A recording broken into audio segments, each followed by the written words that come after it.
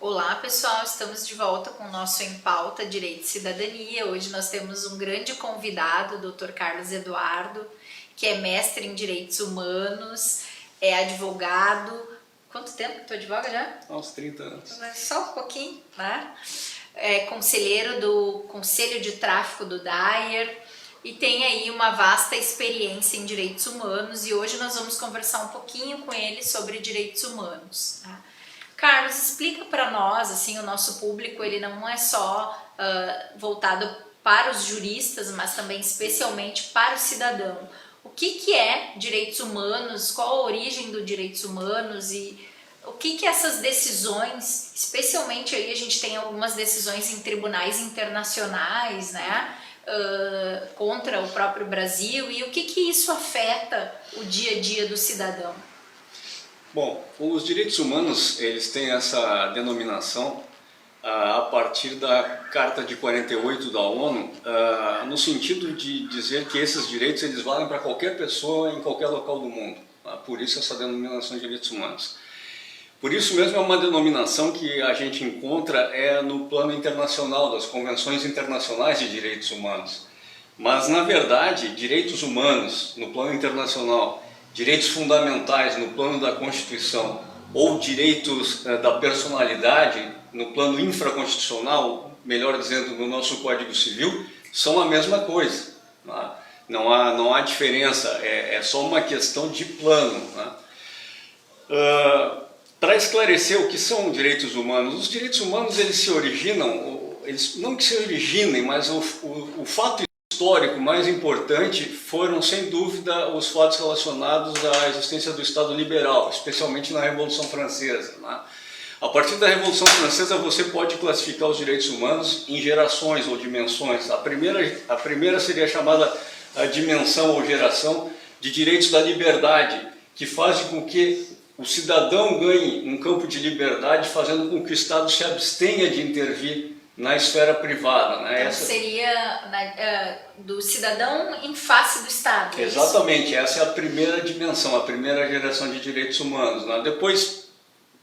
Depois, num segundo momento, vão surgir os chamados direitos de igualdade, os direitos sociais, e depois os direitos de fraternidade, contemplando o slogan da Revolução Francesa, o liberdade, igualdade, fraternidade.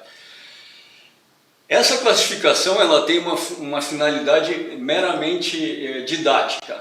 Acadêmica, porque na verdade já existiam fontes de direitos humanos historicamente anteriores. Uma fonte importante, por exemplo, é a Magna Carta de 1215 na Inglaterra, que a gente vê em qualquer bom filme de Robin Hood, está lá o João Sem Terra sendo forçado a assinar a Magna Carta pelos barões ingleses. E o que consagra lá a Magna Carta em termos de direitos humanos, direitos fundamentais? A anterioridade da lei tributária. Os barões impuseram isso para o rei não poder cobrar impostos da forma que quisesse. Tem lá também, ainda na Magna Carta, o embrião legal, a exigir que houvesse um processo pelos seus pares para que algum barão inglês pudesse ser condenado e assim por diante. Então, as fontes são anteriores. E a fonte talvez mais consagrada, mais clássica, inclusive na Faculdade de Direito da USP em São Paulo, se apresenta sempre, a Antígona de Sófocles, sempre. A história é aquela, a Antígona acaba enterrando o irmão, não podia ter enterrado porque, segundo Creonte, que era o tio dela, o irmão era um traidor da cidade, então não merecia sepultura, e ela foi lá e enterrou o cara. Aí Creonte vai lá e mata a Antígona.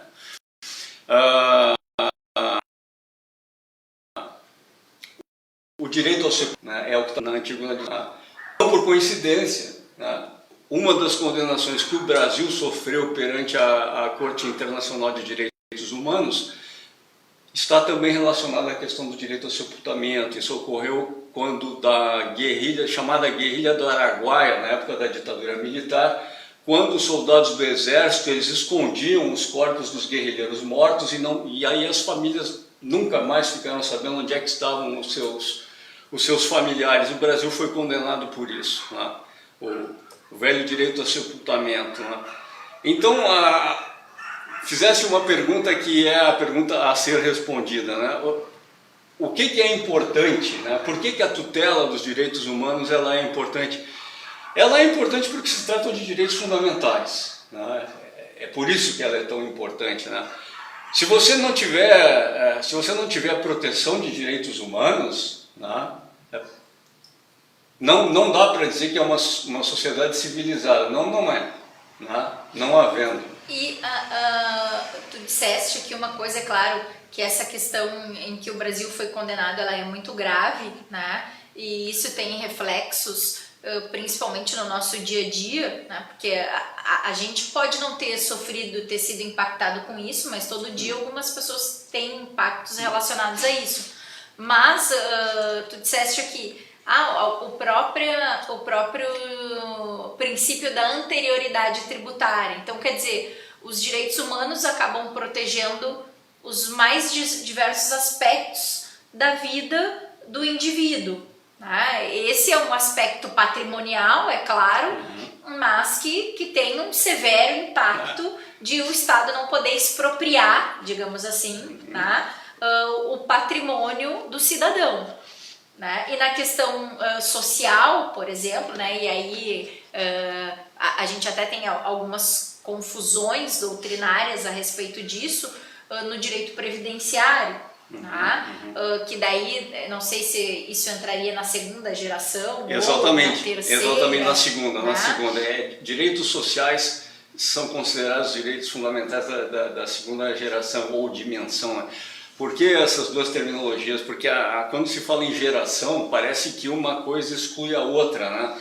Então se prefere hoje falar em dimensão para deixar claro que não há essa exclusão, né? Esses direitos eles vão se somando, né? Claro, e em relação a isso eu não posso deixar de falar, que me perdoem aqui, dar um agradecimento ao professor Ingo Wolfgang Sarli, que foi meu professor no mestrado, que né? Que eu acho que foi ele quem, na minha opinião, firmou essa tese de gerações aqui no Brasil, né, através dos escritos dele, onde a gente tem uma soma, né, nesses direitos e não uma pulverização ou uma diminuição.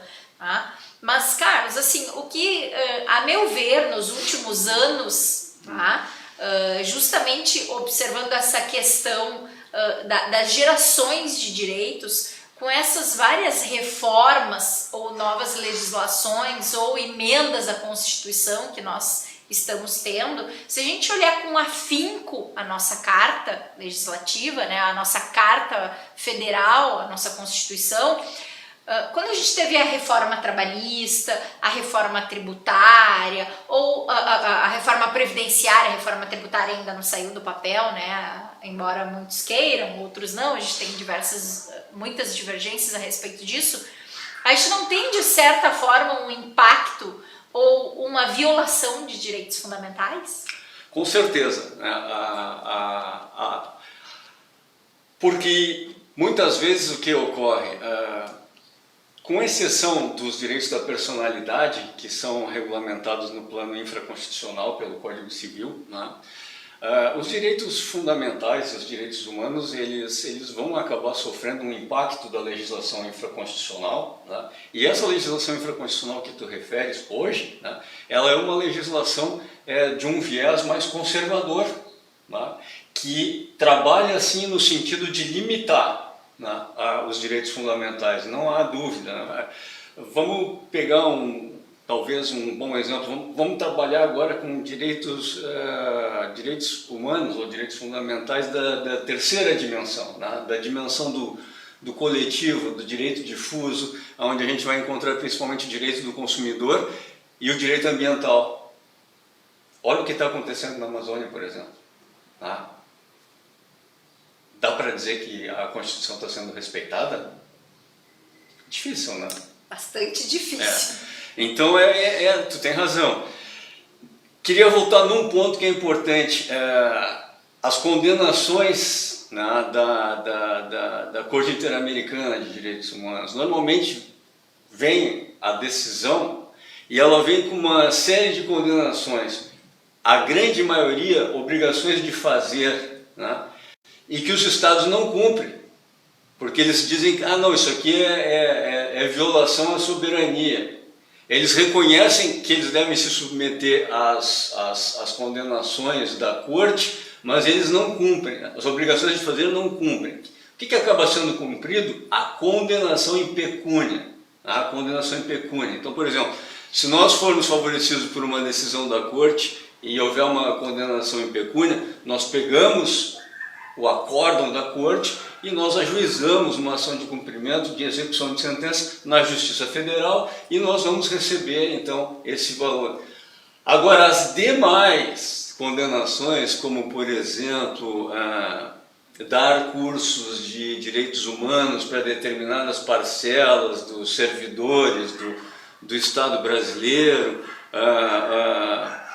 realizar atividades preventivas, etc., isso normalmente não é cumprido. Isso não esvazia essas decisões? Quer dizer... Eu vou te dizer o seguinte, de forma parcial, né? mas o importante é que a decisão ela é cumprida, né? E mais importante, os estados continuam se submetendo à jurisdição da corte, isso aqui é fundamental. Hoje nas Américas, eu não me lembro exatamente, mas com certeza Canadá, Estados Unidos, Cuba e Venezuela, esses 4 estados não estão sob a jurisdição da corte, mas eu acredito que todos os outros estejam, né?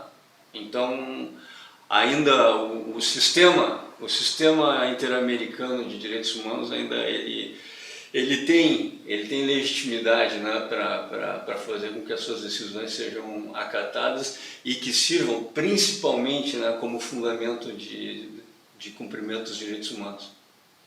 O papo está muito bom, Carlos, eu queria te agradecer o convite, mas como o nosso tempo aqui é limitado, eu vou pedir para o pessoal, qualquer dúvida que tu tiver, já sabe, manda um e-mail, manda suas dúvidas e as suas observações para o nosso contato.